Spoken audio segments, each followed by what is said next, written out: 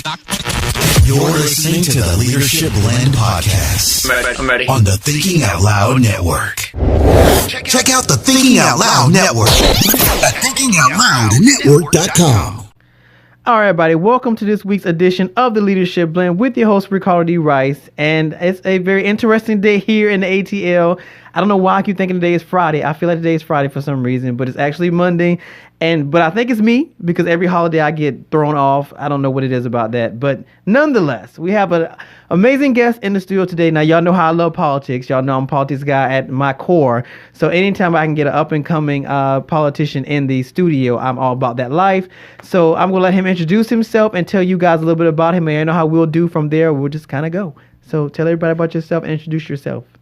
Hi, good morning. My name is Derrick Wilson, Derrick J. Wilson. I'm a candidate for County Commissioner in Gwinnett County District 3. I'm originally from Houston, Texas, born and raised. I am a Texans fan. So do you know Beyonce? That's the question. You know, when we say Texas, and that's the question. Do you know Beyonce? No, I'm in the middle. I was too young to go to school with Beyonce, but I am older than Solange, so I did see her around. So I'm in the middle. So okay, we'll give you that then. That makes you you got some cool points for that. Okay, right. You got some cool points but for that. But the middle school that Beyonce went to was my direct rivalry. I went to Fundred Middle and she went to Welch. So we was in the same neighborhood.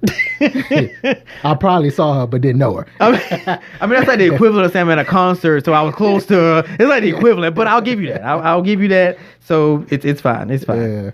But originally from Houston, Texas, I grew up, I tell people in the slums per se. I grew up in South Park, Texas, which is a low-income area of Houston, Texas. And single-parent mom, was basically raised by my grandma till she passed away in 95. And then my mom, with her struggles with addiction and just being a single parent, I lived with my mom and then a couple of my aunts. And so I went through the that struggle of coming out and being a statistic. My older brother did not quite make it. Well, he's alive. Let me not say. I was about to say, is he dead? You don't quite make. Is he dead? No, I mean he didn't quite make it out of the hood per se. They call it the trap now. So he didn't make it out of the trap. They call it the trap now. Oh, okay. I need an update. Huh? Yeah, they call it the trap now. They got trap houses and everything. So well, they call he it the definitely trap. didn't make it out. I love my brother. Still talk to him on the regular when I can. But you know he's still struggling, but that just showed the society and the environment that we grew up in. And so that's why my statement when I got that endorsement, that just because your current environment does not dictate your final destination, you have to be able to have mentors or people to look up to see beyond that current situation that you're in. But enough of the downers. I moved here to Georgia as an independent insurance agent. I had a long-term contract with the largest insurance company in the nation that's so happen to be running everything here in Georgia. I'm not gonna put their name out there. I was about to say. I mean, they read and they a good neighbor. I figured that. And okay. So, I figured that. And so once I settled here, I brought my family here and then just got comfortable in Gwinnett. Loved the area, loved the school district and everything that it provided. But as you new to an area, you are able to stand back and look at a lot of things that people that's been here for a while may get complacent with or content with. So I found some items or several items within my area that needed to be addressed. And on top of that, the current seat holder made racist comments about Congressman John Lewis. That was in 2017. And then in 2018, we had an officer, Antoine Tony, that died in the line of duty, got killed in the line of duty. And it just so happened that his funeral procession was blocking that current seat holder street. Well, he got into it with a Hall County sheriff who was volunteering because all the other police was honoring their fallen comrade. He got into it with that sheriff and saying that it was blocking his street. He had a meeting to go to. The guy worked for him anyway. Okay. It goes back to show that he had racist comments about a black congressman, and Anton Tony was having to be a black police officer. So it kind of make you sit back and think about it. Okay, so because this is public knowledge, who's currently holding the seat? Because it's public knowledge. Right, Tommy Hunter. And he's not African American? He's not. What is the demographic of Gwinnett? Well, Gwinnett is now, back in 2015, an article placed Gwinnett as the most diverse county in Southeast U.S. and the most diverse county in Georgia, period. So right now, Gwinnett County is a minority majority.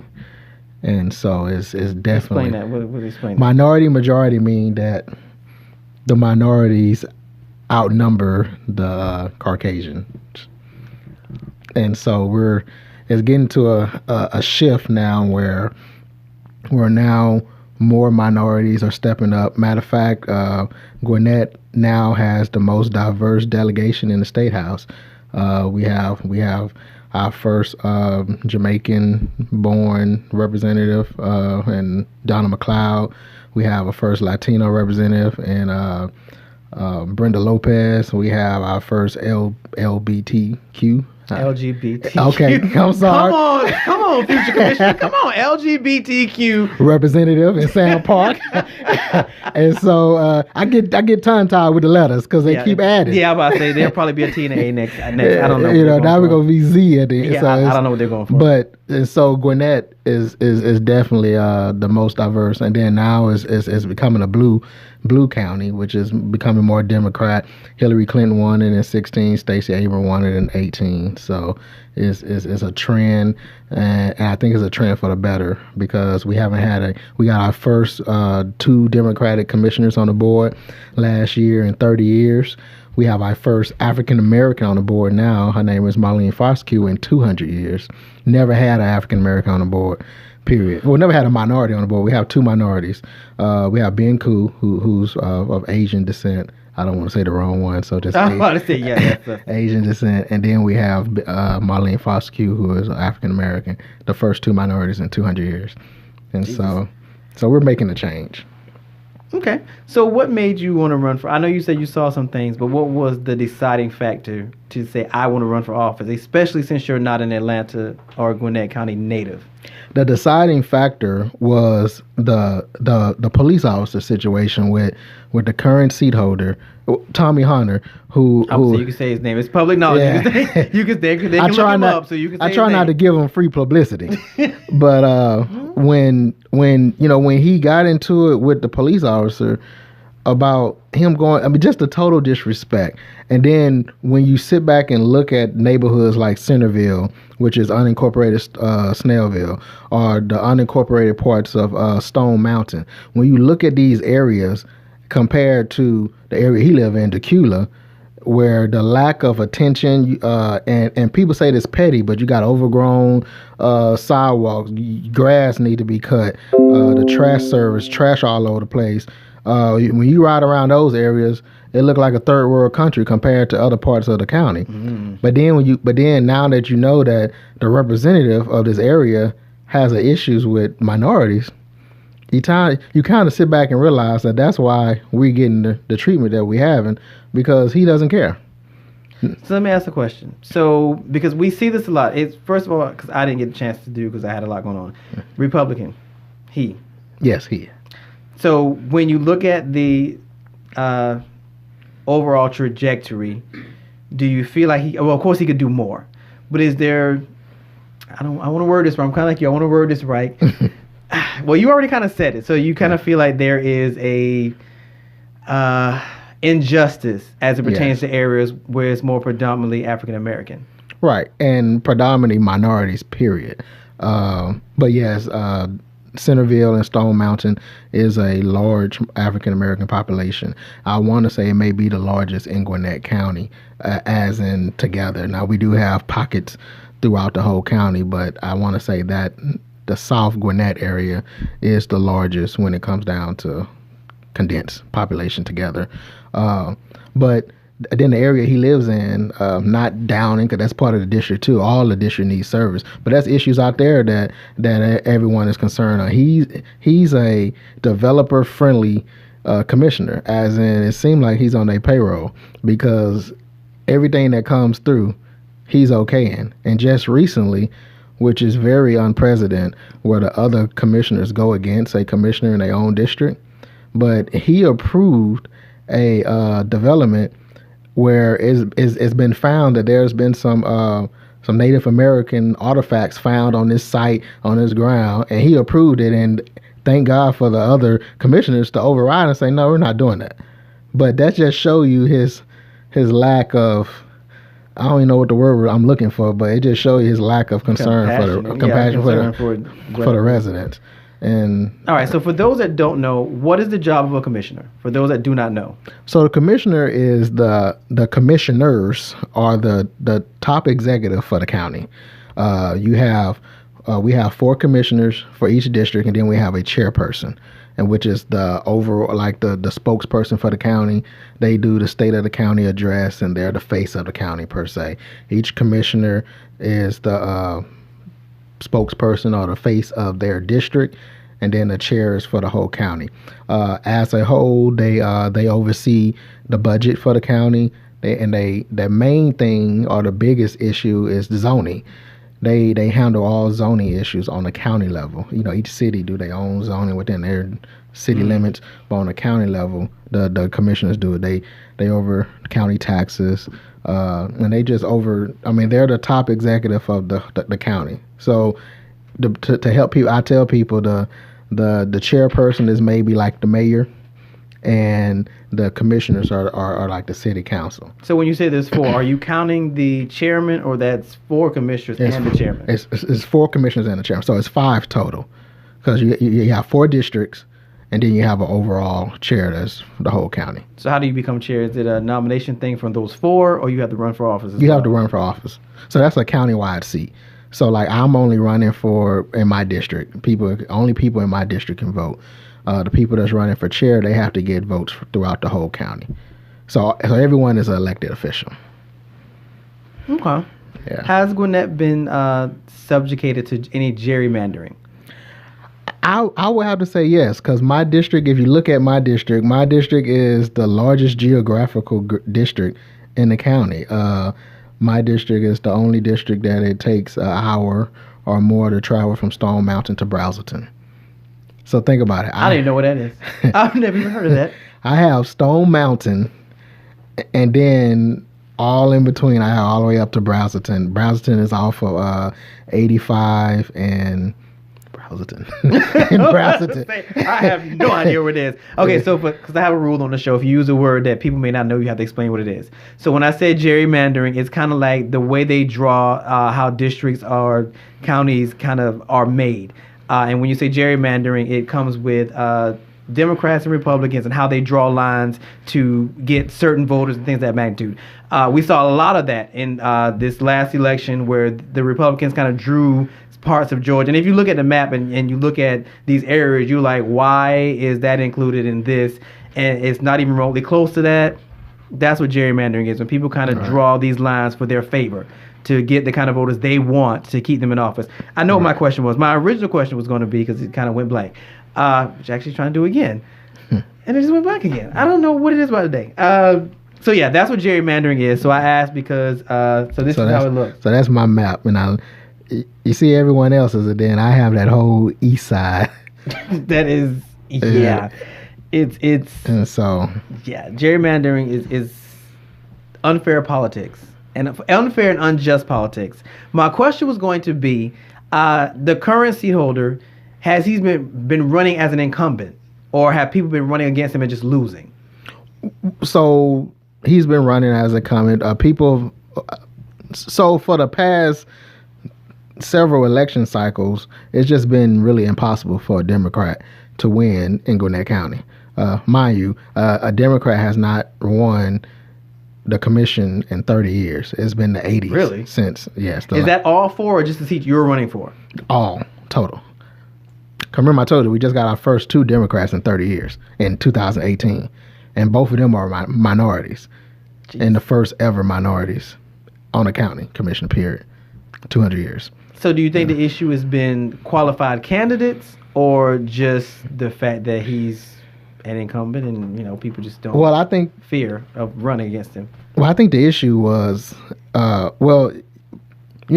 people, when it come down to party, they so polarizing. They I'm gonna vote for you regardless of what you say or how you say it or where you grab them. They're gonna vote for them regardless. And so And so I think now it's getting to the point where people are now voting for the person and not the party, and certain parts, and more on the local level. And so in 2016, when a last Democrat that actually ran against him and probably had a shot, I'm not going to say his name because he's my opponent in the primary. Oh, okay. Well, then don't do that. Then, yeah, you don't have to do that. But, that was the last time maybe he had a shot. But now it's like it's out. I mean, the county has changed so much where now, as they say, the blue wave, and it's just more people. Well, Tommy is unliked on both sides of the aisle, whether you're red or blue or purple or whatever. Yeah, I mean, it's time for him to go. He's suing the county twice because he had to apologize, which he did not do, and he got publicly reprimanded, and so he's suing the county for freedom of speech. and pending on his freedom of speech. So he sued the county, got held up in a state level. So he filed another lawsuit in Atlanta in the federal court. And he just did that recently, within a couple of months ago. So mind you, this is a 2017 incident, and he just filed another in a federal court several months ago for $5 million. I forgot to put that out there. $5 million. Okay. And the complaint is that it impeded on his financial ability and all this and that. And so, of course, bad press probably can cut down on your speaking fees and, people padding your pockets for whatever they're trying to get. Really? Done. So we're really going to do that today? We really going to do that today? No, we're not. So, but yeah, he's suing the county for $5 million. So he's suing the people that he's supposed to be representing because, if you win, that's taxpayer money. Yeah, pretty much. And then he's suing his colleagues because he personally named the other commissioners. Two of them are not there anymore, but the other two are still there. He personally named each commissioner that was a commissioner at that time. So like Chairman Nash, Lady Nash, she's still there. He's personally suing her. So really, that makes for a hostile work environment. I was about to say, that's an interesting conversation when you are suing your counterparts. Oh, right. I have to work with you, but yet you're suing me. Yeah, that's okay. So that's new. He's been MIA for several commission meetings over the last couple of weeks. Well, let me ask you this, because from being in the streets, what has been the overall consensus from the people as it pertains to him and the work that he has or has not done? Overall, people are saying it's time for a change. And, like I say, no one is really out endorsing him because of his, the bad vibe, or as my grandma would say, the bad juju so I guess over time, people are seeing the deterioration because now he's getting more and more and less vigilant. You don't see him. He's not showing up to commission meetings.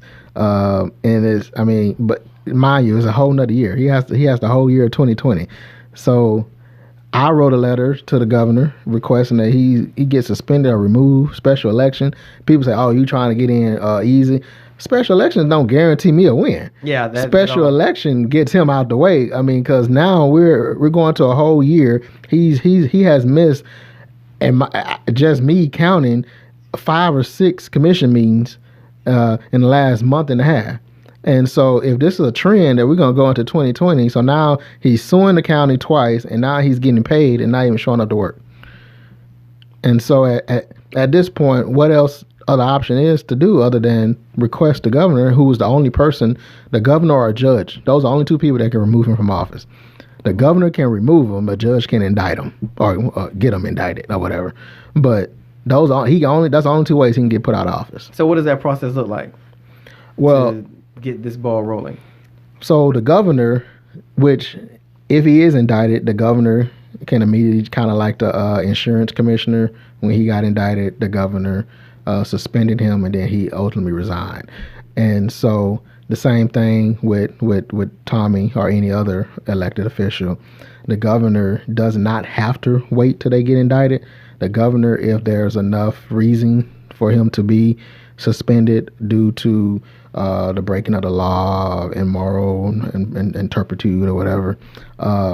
But being that they part of the same network that is I was about to say that's probably a long shot. But yeah. So is it like impeachment where they have to start an investigation, look into everything, and it's a timely process, or is it somebody can write a letter who's running for that particular office and it just kind of starts something? Well, I wrote my letter as a resident.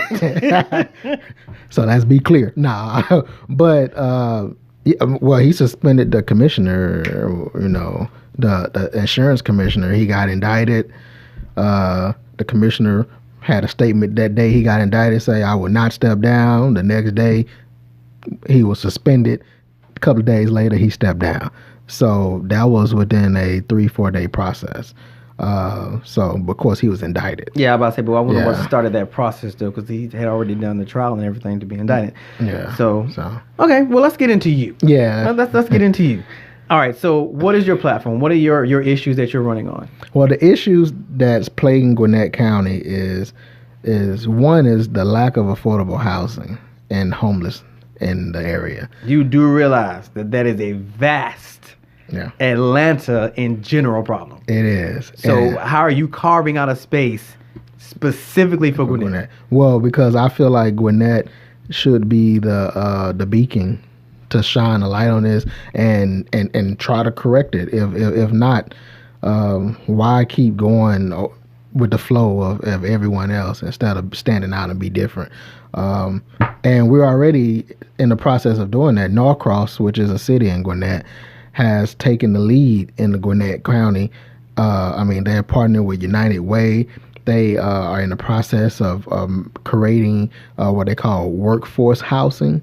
And so workforce housing, that's, housing for employees, because believe it or not, you have a lot of people who work for the county or work for these cities that probably can't afford to live in the cities and county that they're working in. Well, I'm trying to think, because what is Khalid?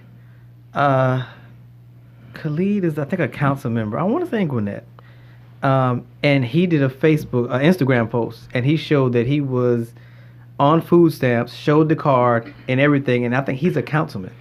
And I'm just how is that possible? Council and mayors in Gwinnett County are not paid much.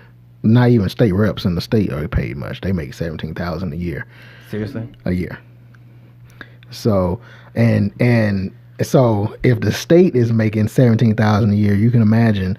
I think these councilmen are making $150 or like $100 per council meeting. Something of that nature. Don't quote me on that, because I'm not running for those seats. So I know for. But even my position as a county commissioner is a part-time position, and so we're making $45, which is not bad for a part-time job. But it's not really part-time, because I was about to say, I don't think the responsibilities that you named are going to be a part-time. Right. Thing. It's not really part-time. Where all our surrounding Fulton, DeKalb, they're making $90,000 to $100,000 a year, but they're full-time with a staff. Whereas Gwinnett, same position. They're full-time with a staff. They have. I met with a DeKalb commissioner. She has a chief of staff, and she has a staff. Whereas in Gwinnett County, you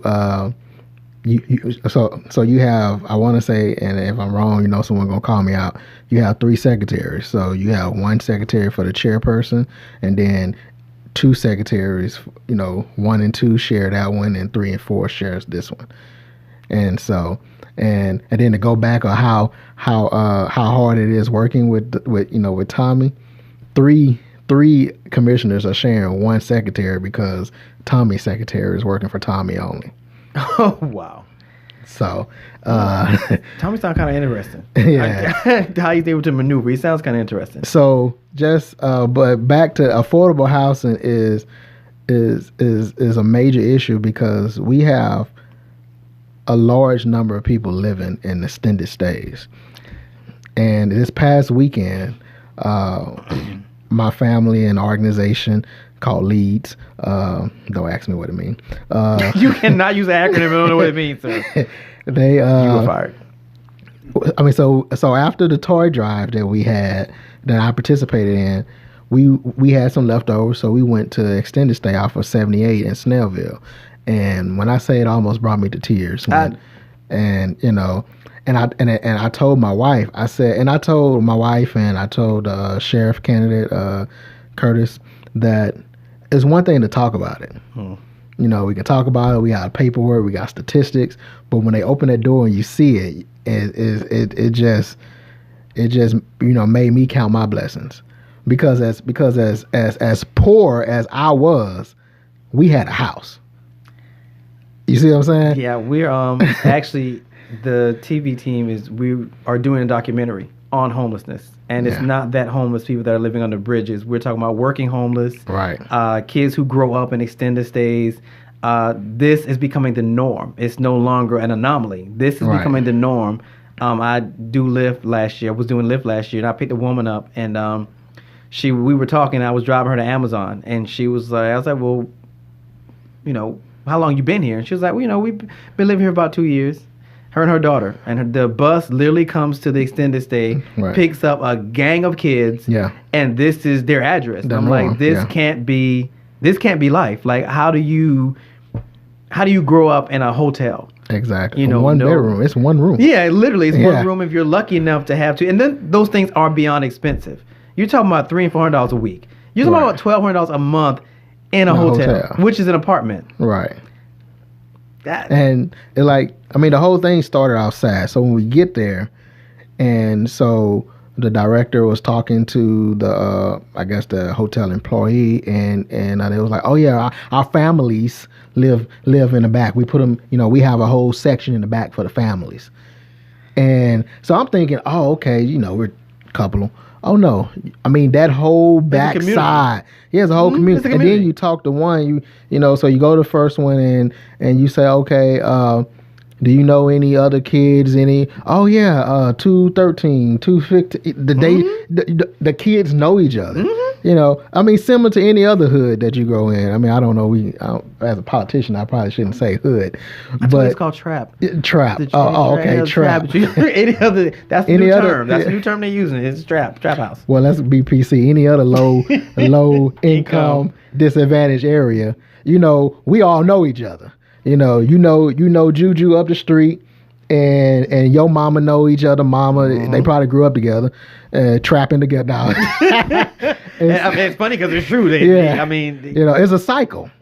Absolutely. And so, I'm glad that my kids was able to see what they have, and so now they can stop complaining. That's not going to happen, but okay. That's not. And so for me to be on the other side. And I mean, this whole weekend has just been amazing to me because, I mean, we was giving out toys, we was giving out coats.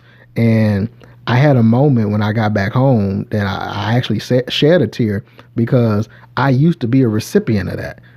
And I'm not old, but I grew out, I'm 34. And so that's it? Right. But I have older siblings, but I remember standing in a line to get some government peanut butter and cheese. Yeah, I don't think people really remember those days. I wasn't on that end, but Grandma used to get it because she was elderly. Yeah. And yeah, the army packets of peanut butter. I'm talking about the big white can of peanut butter that you pop the top off and you scoop it out like a big ice cream bucket of peanut butter. Okay. And it is the government peanut butter and your government cheese. And I remember that. I remember food stamps that look like Monopoly money. Yep. I remember seeing. And so I remember those. I remember the can man walking up and down the street in the neighborhood. You know, we had a can man that everybody knew, and so it just brought me down because I used to be on that side. I used to look forward for these free giveaways and because Christmas sometimes wasn't always. I mean, my grandma was self-employed and living off her ex-husband's Social Security. And so and then as she got older, obviously, you know, the finances were tight. And so, because now she's raising her kids' kids. Which is becoming a trend too. It is. Feel sorry for these grandparents. You've lived your full life, get to your golden years, and you're supposed to be laying on the beach, and now you're having to raise your great-grands. Your great-grand. Your great-grands, because your daughter or son is out sowing their royal oats. Right. It's terrible. Okay, so with the homeless problem, because it's going to have to be divvied up, because it's not just a lump sum of homeless people. Right. You have the working homeless, you have the extended stay families. So how are you going to individually impact each one of these arenas, these areas? Well, my first issue is, especially in Gwinnett, and it's a Georgia issue, period, but you have a lot of people, just because you got in trouble doesn't mean you shouldn't have a place to live. Just because you have a record, it does, a misdemeanor. Now, we're not talking about you just, Yeah, you're trying to kill people in Bundy, Ted Bundy. Cutting up bodies and putting them in your basement. And OK Robert. Now, we're not talking about those. But just people who have a misdemeanor will prevent you from getting an apartment. Are we talking about, I'm about to say, because I was thinking vouchers, Section 8, things like that. No, I'm talking about that, but your record. The application. Yeah, application. A misdemeanor will automatically get you out of an apartment. And that in itself should not be. So that's a reason why a lot of people are living in extended stays. And then when you start talking about affordable housing, people get scared because they think of apartments. But every house built does not have to be $300,000-$400,000 house. And the way that is you have interjurisdictional.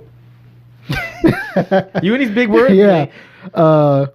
Collaborations and partnerships so that's different agencies. Gwinnett can't do it by itself, but Gwinnett partner with the state of Georgia, with Ben Carson them, and good luck with that. And the Health and Human Service. There are tons of money. You have the United Way, you have nonprofit, you have private organizations. Bill and Melinda Gates give out money for housing, and there's tons of money that if everyone gets together and now when the developer comes in and wants to buy and develop these houses, say they want to do 50 houses, well, at least 25 of them need to be for affordable housing. And how do we do that? Well, we can subsidize some things to make it so it's more affordable for the builder to sell that house for 100, 150.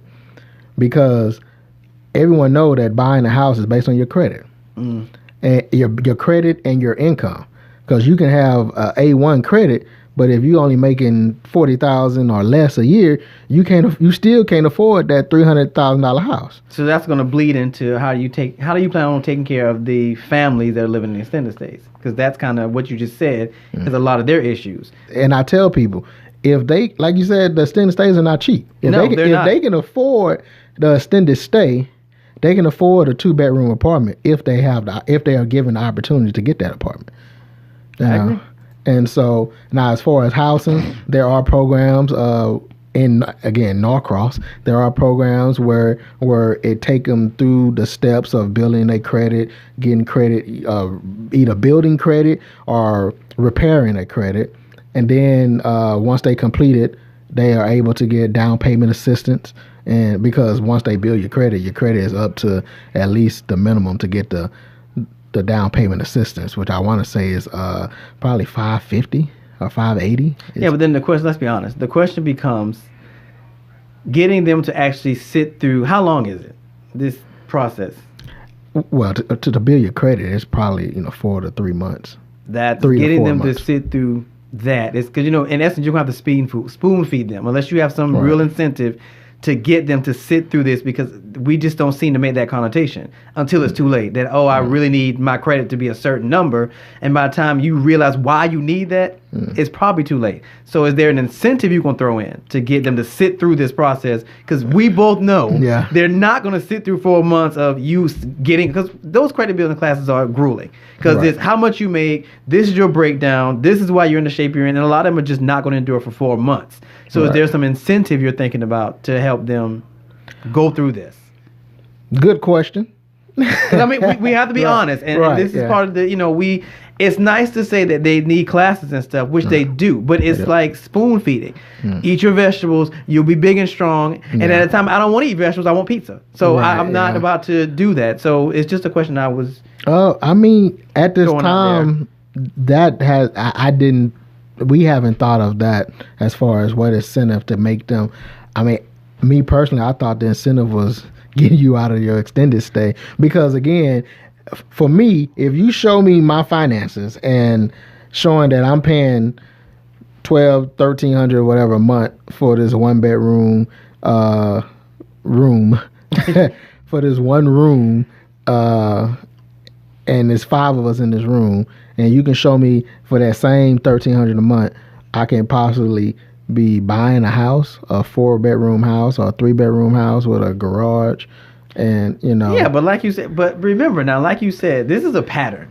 So if this is all I know, it's going to take a lot for you to break that mold. For me to, even with you showing me the numbers, it's going to take a lot for me to break that mold, because my grandmother did it, my mom does it, my aunt does it. This is all I've seen. This is all my community offers. Yeah. So the concept that I can own a house if I'm not educated on some level, it's a hard sell. As crazy as that sounds, it's a hard sell. But it's also a sell that we have to push, and especially in the minority community, because that is, my opinion, the number one reason why there's such a wealth gap between minorities and non-minorities, because we get stuck in a cycle and we refuse to break the cycle. We refuse to hear what's being told. I was fortunate enough that I had people around me so I am the baby. And so, when you have a older brother who strayed off a little bit, you guess you the last hope. And so unfortunately, my brother, I'm not gonna say that they didn't give him the enough attention, but I feel like if my brother received the same amount of attention and focus as I did, my brother could have went a different path. But fortunate enough, I had people who forced me to see outwards, and I don't want to paint a picture that I was just in the projects and just whatever. My grandma had enough wisdom. My grandma only had a 6th grade education, and I tell people my grandma is a year older than Martin Luther King Jr. Since this is Georgia, I always bring that around. So she's a year older than Martin Luther King Jr. So her parents were sharecroppers. That means their parents were slaves. And so my grandma had to drop out of school in 6th grade to help her sharecropper parents work in the field. I have 2 aunts that worked in the field at 70. They're 70-some years old now. And so, but my grandma with her 6th grade wisdom, or 6th grade education, had enough wisdom to make sure she, out of her 11 kids, at least 8 of them graduated from college. So she had enough wisdom to at least push them to education. Out of the 11, at least, I want to say at least 10, or if not all 11, graduated from high school. So she at least had enough wisdom to push that. So education has always been a major focus, but of course, some people just couldn't get over their environment. And my mom, in particular, she did do her thing, her graduation and all that, but then the environment. I mean, she got caught up in the 80s with an epidemic. Well, it was a criminal epidemic now. Now it's a health epidemic, but it's always something. Yeah, but she got caught up in that, and so just went downhill from that. But the decisions we make, and so luckily enough, I had some family members who made it, that was able to keep me straight and narrow. Believe me, I had my falls, and I was a young, dumb, stupid kid As we all were, who didn't want to listen, who knew it all. But you have to stay on them. And same thing with these people in extended stays. If they can't see the benefit of not living in an extended stay. Now, I can see some of the benefits. You get cable. I know. You don't have utilities, which is the other side of that, because you're paying $1,200, but it's all bills paid. Exactly, but if you do the math, it really doesn't equal out, honestly. Because it will cost them more to live on their own. So because then you got maintenance, and you don't have that person coming in and cleaning every now and then. Exactly. So So I can see it, but also for me personally, I just can see myself in a condensed space like that with so many people. Well, again, but if it's a way of life, but here's a sidebar, because the federal government is actually looking at the SNAPS program, which is food stamps and all that stuff. So this might be getting worse for them. The average recipient receives about and this is just FYI, the average recipient receives about $127 a month. That's $1.40 a meal, 3 meals a day. But an estimated 3.7 million Americans could lose their benefits next year if the government implements 3 proposed changes. 1, removing automatic enrollment for families who qualify for other government benefits. Number 2, reducing how much people can deduct for utilities like heat. And number 3, requiring more able-bodied adults to work at least 20 hours a week to receive benefits. The last proposal has already been finalized and will be implemented in April. So this is about to become, not only will your shelter be an issue, your food stamps are going to become an issue. Right, your food. And it goes back to my district. My district is plagued with food deserts. And DeKalb Commissioner Johnson, she was just on national news talking about the food deserts and how all the dollar stores are popping up in the low-income minority areas, which are not those are not grocery stores. Those are processed foods that continue the cycle of bad eating, and so that's just so that goes into my economic development, because we need businesses, we need stores, we need restaurants, and not just fast food restaurants, and not not just fast food restaurants in our community. I joked and said I knew when I arrived, because I saw Church's, and I saw a Church's chicken, and it's just like, you can point out. Look, I thought that was a joke. But I thought that was a joke because I'm from South Carolina, and you can legitimately tell the areas you're in by what you see. I live in Cobb. I've always lived in Cobb. So seeing a Church's chicken is like seeing a chicken run across the road. You're just not going to see that in Cobb. It's very rare. Same thing in Gwinnett. And so it was a joke, but it was also a realization that, okay, I see where we are. And I told my son, I said, and you see the police station across the street. So I said, well, at least we're safe while we're getting the chicken. Well, it depends on the call time. It's like, what is the call time? But that goes, see, all that, you bringing up, all that is based on why I'm running. Because so your second point is economic development. Economic development. Well, let's get into that. I don't want to spend a lot, because homelessness is a big issue that you're not going to be able to solve. We'd be here all day. So let's get into economic development. Economic development. If you ride up and down 78, the corridor between DeKalb and Gwinnett, you ride up and down that corridor, you'll see a whole lot of out of business signs, and all for rent, for lease building, empty buildings. And then if you ride further, that's just throughout my district as a whole. And we need more STEM programs where the kids can, STEM programs. So where jobs. Perfect example is this coding company just opened up in Snellville, and we need more jobs like that provide education. We need more business that provide education as well as teaching the kids a future item so they can continue to grow. And then that will infuse. I tell people, education is the key to economic development. If we continue to put non-traditional education items in our areas instead of the school, and everything's based on the school, we need to have more studios in the area. We need to have more coding. We need to have more businesses that co-working spaces because being an entrepreneur myself, I know the struggle of having to lease a building, and then you have to make a decision whether or not do you pay payroll, or do you pay your rent? Do you pay payroll? Do you go feed your kids? Do you pay your office rent, or do you pay your apartment rent? So the question becomes, what is the issue? Why are we not having businesses want to set up shop in Gwinnett? Well, businesses are setting up shop in certain parts of Gwinnett. Now, the overall reason why we can't get more businesses is the lack of public transportation. The transit need in Gwinnett is huge. Gwinnett is, to live in Gwinnett, 98% of the time you have to have a vehicle. You have to have a private vehicle. Or the only other option is if you live in a certain area of the county, you have the bus system, which only serves a certain part. It doesn't service the whole county, which needs to be changed. But then the other option is Uber or Lyft, and which is not cheap. Not at all, especially if you doing it on a regular basis. Yes. Now, if you do it every now and then, but if that's your only means of transportation, you're looking about at the minimum $100 a week. Right. Minimum. If you're working 5 days a week. Mm-hmm. Exactly. And then I don't know if they do it here, but I remember in Houston, Uber used to have what they call surge pricing. Yep. Yeah. So certain times a day.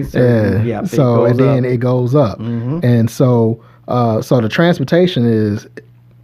I posted an article on my page that said two things: property value goes up if they're close to a public transit, and economic development is increased when there's a public transit system in place, because employers will not move into an area unless they know that their employees can get to work.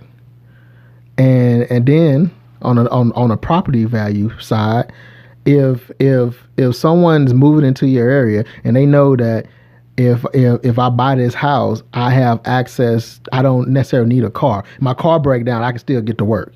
If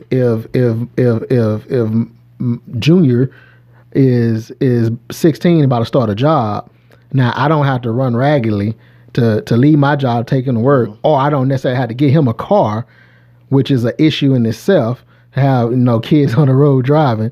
So now I know that he can get on this bus or he can take this light rail train or whatever and get there safely. And again, my experience is living in the big city, Houston, where my first job, I didn't have to depend on someone picking me up. Of course, they took me to my interview and got a job. Okay, good. Go get your bus pass. Go get your bus pass. And then now, what time you go to work? Okay, good. What time you get off? Now, they may pick me up if it's nighttime, but it helps release the tension of the family, of the one vehicle family. Where, like in my situation, we were a one vehicle family, and so if my son has a basketball game or baseball game, and my daughter has a gymnastics, then I just got for work, or I got to meet Ricardo in College Park. Look, we drive out here is new for me too. It's only because of him that I drive out here, because I am not used to being in this area out this far. Like I said, I'm used to living in Cobb. This is all new to me. And so you just have to, you have to schedule and plan. Absolutely. And then, your car have 50,000 miles on it, but that's the only options that we have. Are you taking Lyft or are you taking Uber? Okay, so my question is, when it comes to public transportation, is Gwinnett having the same issue that Alpharetta had? Alpharetta's issue was they didn't want transit because they felt like it would bring crime to the area. Is that the same issue that Gwinnett is having? That is, yes. A simple yes. That's what the narrative that they're saying, that, you bring it out here, there's going to be more crime. Well, it was really with MARTA. Gwinnett is definitely not a fan of MARTA. And so I don't really have an opinion of MARTA. So I think eventually Gwinnett needs to find a way to connect. But we have a transit system that serves a small population. And I've been running and I've been saying that we need to expand our current transit system. It's kind of like you have a business and your business is pizza. And and your numbers are low. And so instead of you trying to figure out why your numbers are low, you take the escape route and say, well, let's just go bring in Pizza Hut.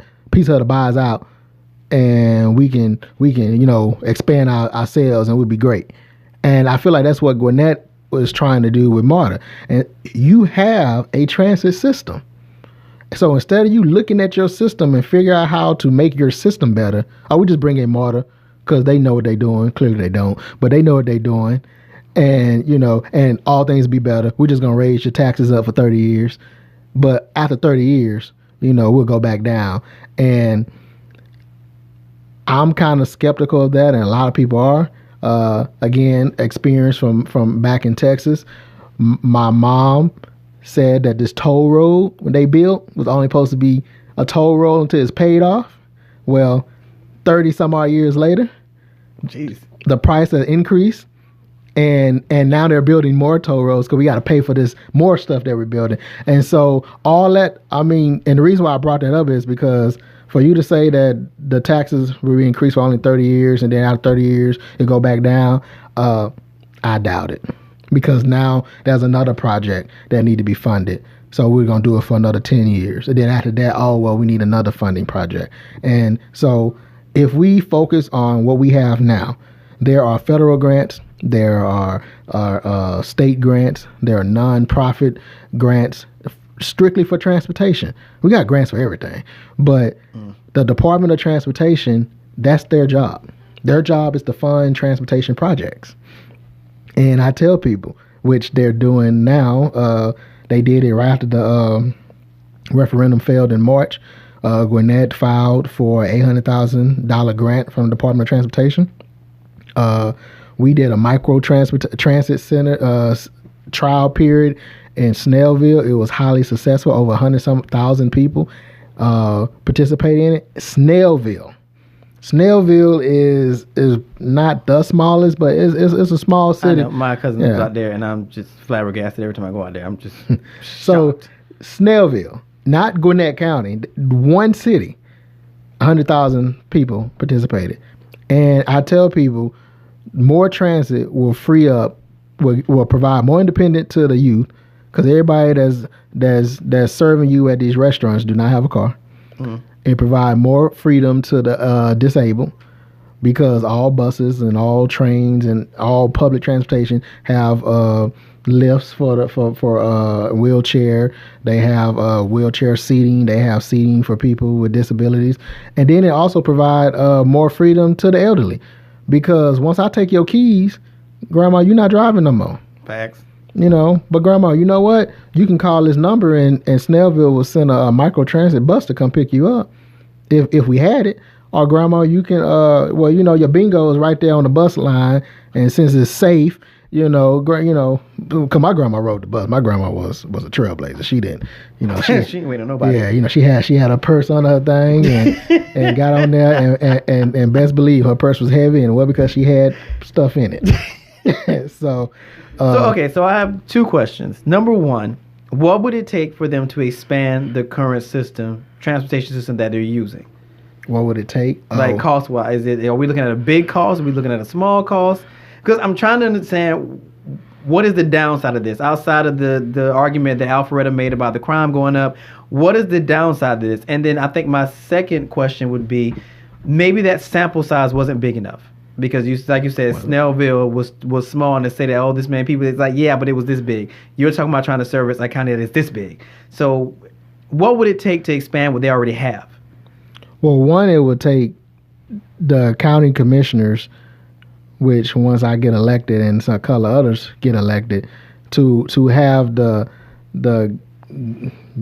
what's the word I'm looking for? To have the knowledge or the willingness to even have that as an option, because from up until now the only options were martyr. And so now that, because if your mindset is bringing in something else, you're not even focusing on what you have.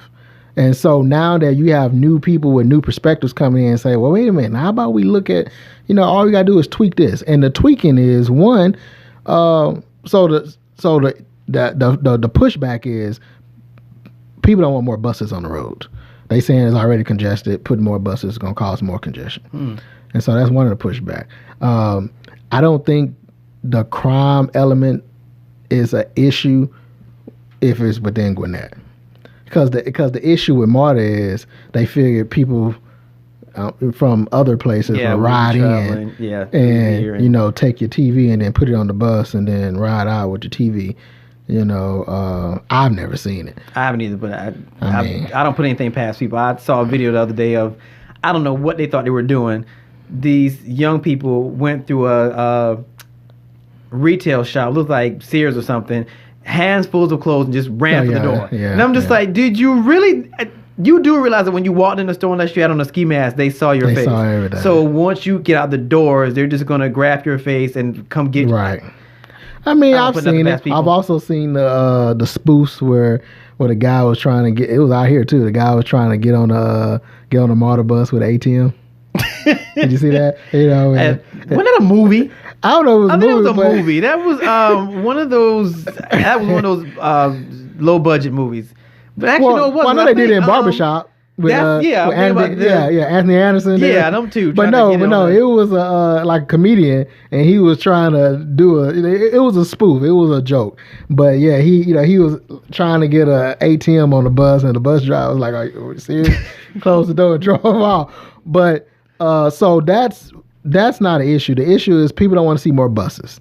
So if you don't want to see more buses, you have to have other ideas, and BRT, which is a bus, but those are in a dedicated lanes, so that requires more infrastructure. You have I said that's going to require more money. Right, more money. But again, the funding is there.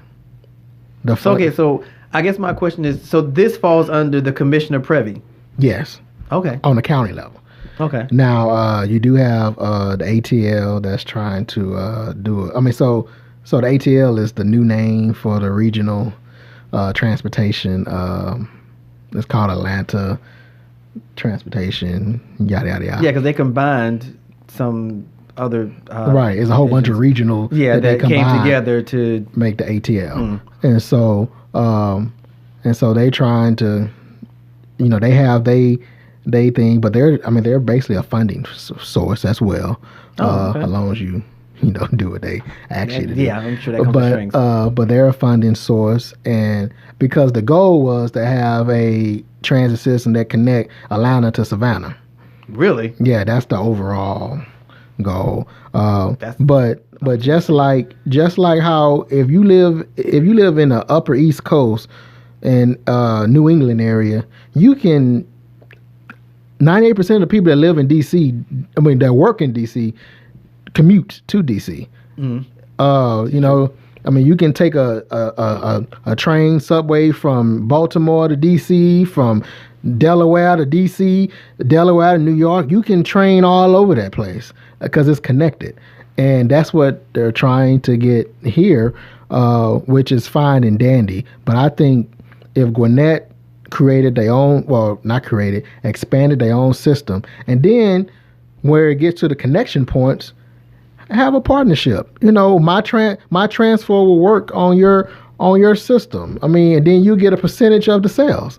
That way, Gwinnett still have ownership and have decision making power of their own system. Because once you bring in an outside entity, you lose all authority.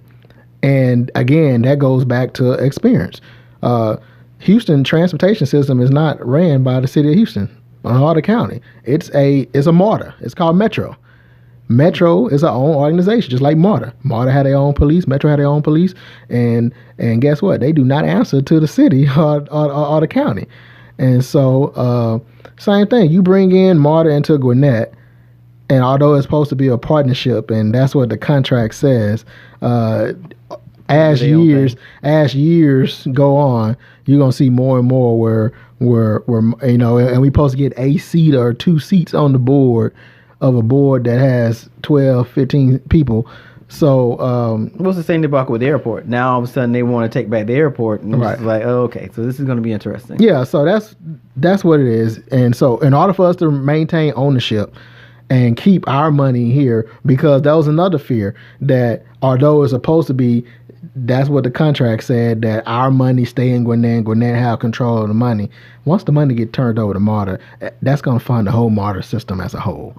It's not going to just fund. They're not going to let the cab go broke while Gwinnett MARTA system is thriving. No, it's going to fund the whole system, and MARTA is in the hole already. But let's stop talking about them before they try to sue me.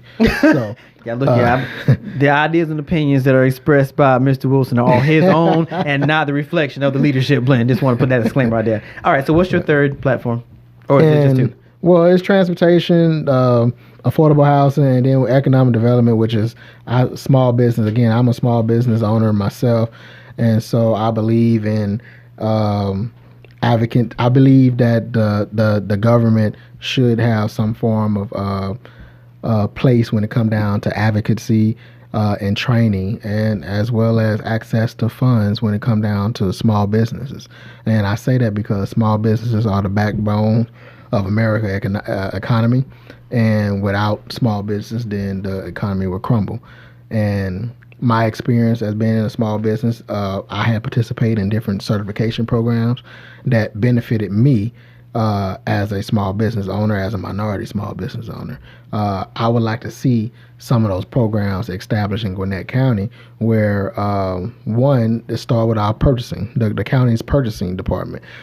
They do have a vendor list, they do put out bids, but for some odd reason, the same companies get the same bids, and that's a statewide issue apparently, because things do not just be in Gwinnett. I put on my smart glasses. That doesn't seem just to be in Gwinnett.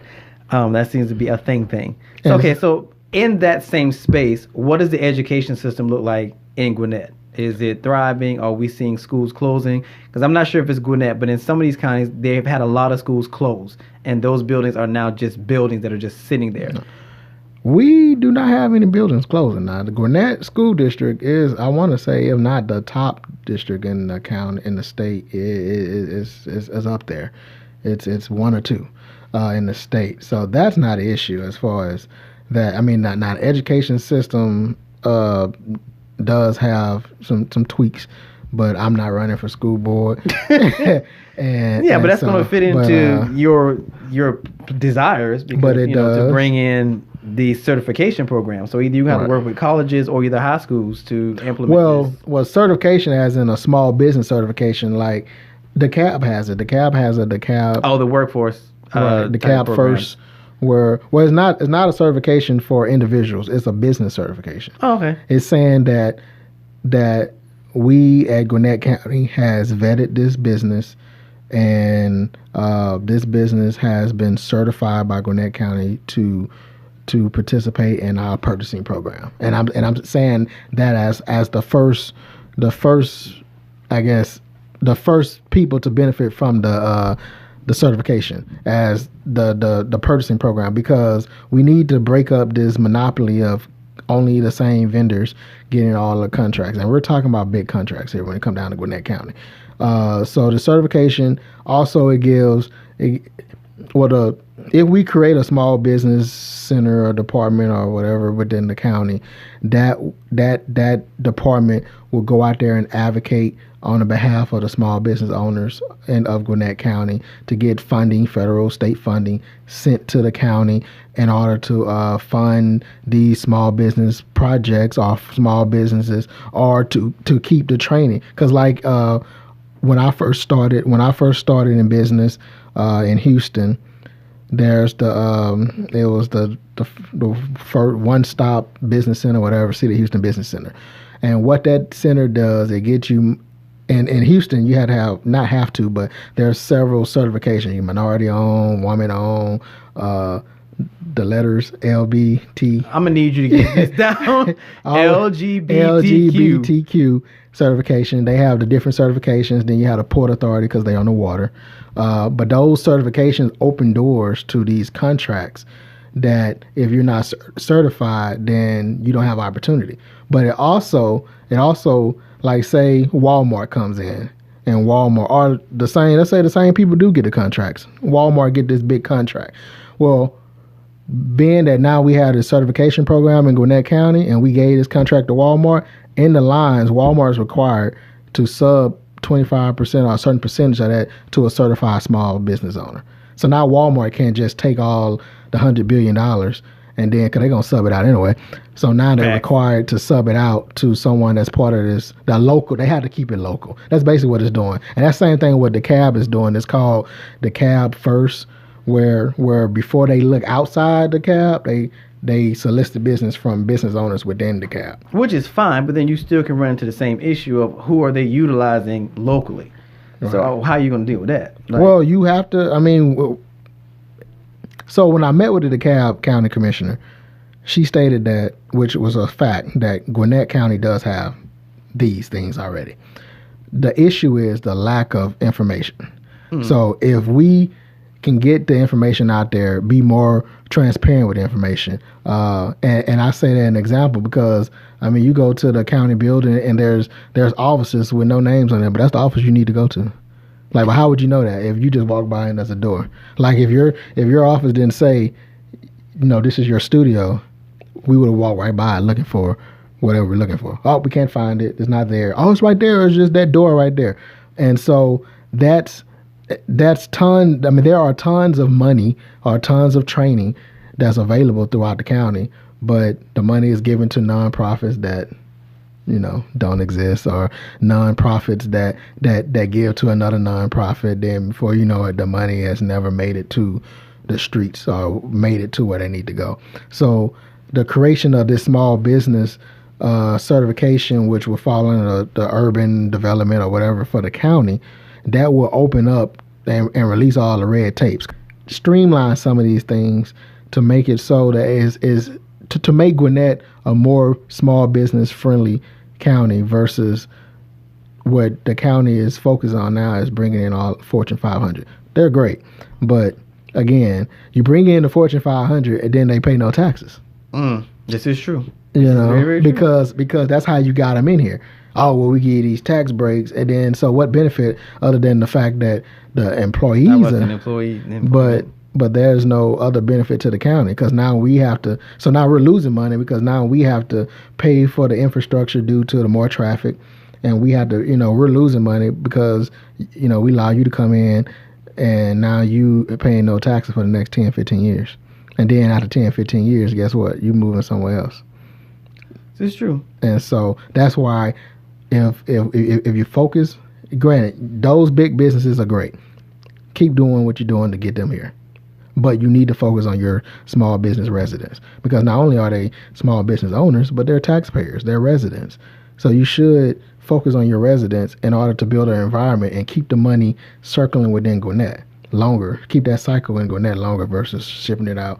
Because once you bring in these Fortune 500, once you pay them, that money going back to their headquarters and whatever. This is true. And not all headquarters are American companies. Yeah, but don't you think we're going to run into the same issue of spoon feeding again, trying to get these small business owners to sit through whatever they need to sit through or go through whatever they go through to get something that may not even still be guaranteed? Because even when you stamp them, it may give them the first glance, but if everything else doesn't line up, I don't think so because again, from my experience, and of course that's the norm, so that may be different. But in my experience, that's what you went through if you wanted a government contract.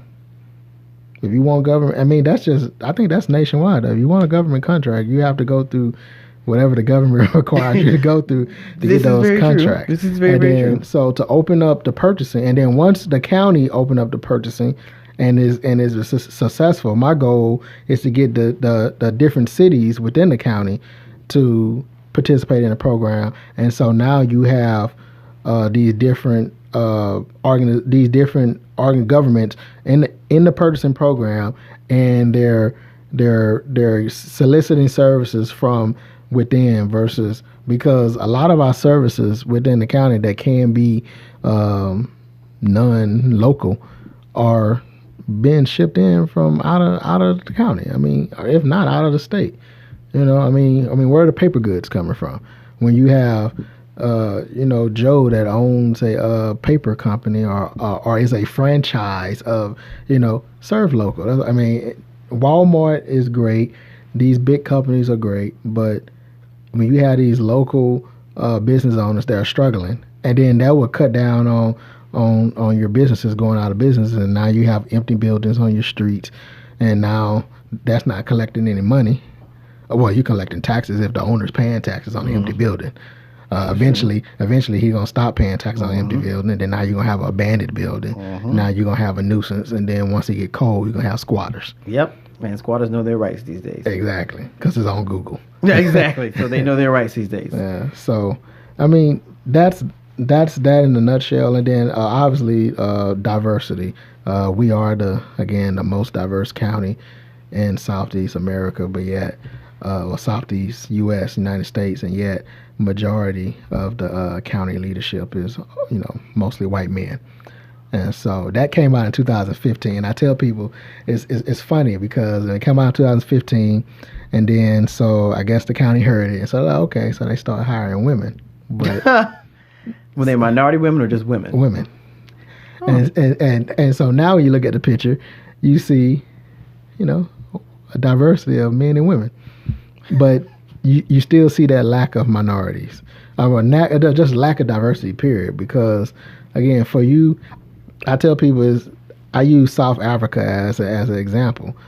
For you to be a majority community, but yet the minority as in the minority of the population is running everything or in all the leadership, that majority population is not getting any representation. And that's the same thing that happened in South Africa, where you have a minority country, but that minority in population was ruling the majority population. And so none of their perspectives were being considered. And so not trying to say that we're trying to go get a status quo and we're trying to get affirmative action, but there are perspectives that need to be put out there and need to be considered that maybe is not being considered because you haven't experienced that, or you don't. I ain't gonna say you don't care, but it's just. Well, I mean, the needs of the minority are going to be different than the needs of the majority, so that it's going to make a difference, a very vast difference. Very. Okay, so for people that are listening, what do you want to leave with them? One, I want to make sure they have access to me. So my website is Gwinnett.com. That's Wilson, WILSON, 4. And then that's GWINNETT.com. On that website, you can review my entire platform. You can sign up to volunteer, sign up to Canvas, make phone calls, and you can donate. Yeah, I'm about to say, you're not going to say donate. Yeah. You didn't start with donate? Oh, no. Impressed. I mean, well, I try to work it in there. But you start, so you can donate to the campaign. And people ask, well, what does this money go to? Well, one, the money funds events like what we had over the weekend where we did the coat and the toy drive. It funds the mailers that we mail out to people, the information. And so that's that. And then second, I was ask you, if you go to my website, review it. And if you have any questions, the emails come directly to me. So if you have a question, you can always send your concerns to the email. And we do have a telephone number. It is 470-737-1717. That number does not come to me, but it gets to me. I get the messages comes to me. And so I'm very accessible. Once I win, all this will still be in place. Because I tell people I'm running to be an advocate for the residents of District 3. I'm not running to tell you what to do. I'm running for you to tell me I'm in service to you. And people always ask, since you didn't ask, why should they vote for me? Your platform, I really want people to talk about their platforms, but I want to see this answer that question.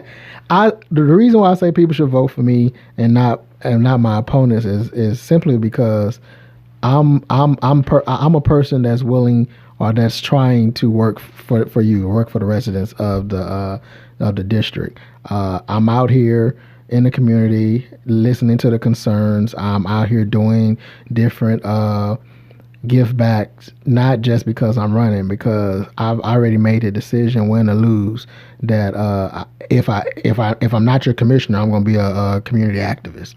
So regardless, Derrick J. Wilson will be around. And so we will be having the Christmas in the Park again next year. We will be doing the back to school event next year. We will be doing the summer block party. And so again, I'm not doing this for me, because I've been in a situation where you look up to people and expect things in return and never get it. And that's where we are right now. We're looking up at Tommy, expecting things in return, and in all honesty, Tommy's not there. So that's why I say vote for me, because if you're looking for someone to work for you, looking for someone to be there, to be an advocate for you, then I'm the one. You're looking for status quo, look at my opponents. This is why I don't ask that particular question. That is exactly why I don't ask that question. All right, everybody. So there you have it. Candidate Derrick J. Wilson. Yeah, that's good stuff. Good stuff. Good stuff. Oh, by the way, let's talk. Don't forget to mention I was endorsed by Run for Something, which is a national organization that's funded by Onward America, which is funded by Hillary Clinton. And what they do is they endorse, train, donate to progressive candidates, first-term candidates, down-ballot candidates, 40 and below. And so, yes, I am below 40. So, well, I'm not. So it's whatever. I'm at 40. I'm quite proud of it. So you ain't got too much longer. But you know that you don't have too much longer. That's all right. But since I am below 40 and they endorse, that's a major endorsement, especially in Gwinnett, because everyone they endorse in Gwinnett won last year. Oh, good deal. Every last person. So, how many of y'all running for the seat you're running for? Currently, right now, it's 3. Myself plus 2. So, and I'm the only one that's under 40. You keep saying like it's a badge. You just realize it's just an age, right? We're seasoned. So don't make me go on my side, because we're seasoned. You know, sometimes too much season causes high blood pressure. Nah, I'm joking. Medication for that. It's fine. Medication for that. All right, buddy. All right, so there you have it. Candidate Derrick J. Wilson running for commissioner, Gwinnett County. We wish you the best, sir. And, thank you. You know, to listen to this, you can go to all the major platforms in about an hour and a half. Spotify, iHeart, Deezer, Spreaker. I just actually got TuneIn, so I added that as well. So about 7 or 8 platforms. Or you can always go to the website, ricecommunity.com. That's Rice with a W, the way I spell my last name. Or you can watch the video on Thinking Out Loud, which will probably be over there as well later on today. And we will see you guys next Monday, same time, same place, on the Leadership Blend with your host, Ricardo D. Rice. You're listening to the Leadership Blend podcast. I'm ready. On the Thinking Out Loud Network. Check out the Thinking Out Loud Network at thinkingoutloudnetwork.com.